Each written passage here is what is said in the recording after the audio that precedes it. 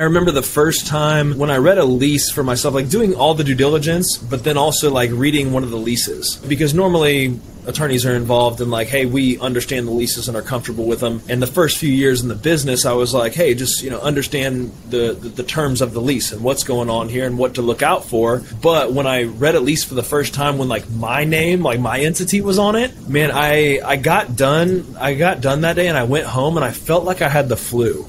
I just like, it's our job and our responsibility for the success of this entire deal. Yeah, especially now, like to your point, it's never been more important to understand exactly what the hell's in these leases, because you've got a spread in cap rates that's the size of the Grand Canyon. When you compare a low wall weighted average lease term remaining deal to a high weighted average lease term remaining deal. If your WALT is, 7 years, you're at one end of the cap rate range, which is not where you want to be. If your WALT is low and you're like 2.5 years or less on flipping all those tenants over to market rents and triple net leases and all that stuff, you're at a very low end of the cap rate range. So the value has shifted so much to having a correct lease, which is not a long lease term. It's triple net with all the paybacks for insurance, taxes, and CAM. No fixed renewal options. A fair market value. Preferably no renewal options, but fair market value. So if you don't have those, 4 things,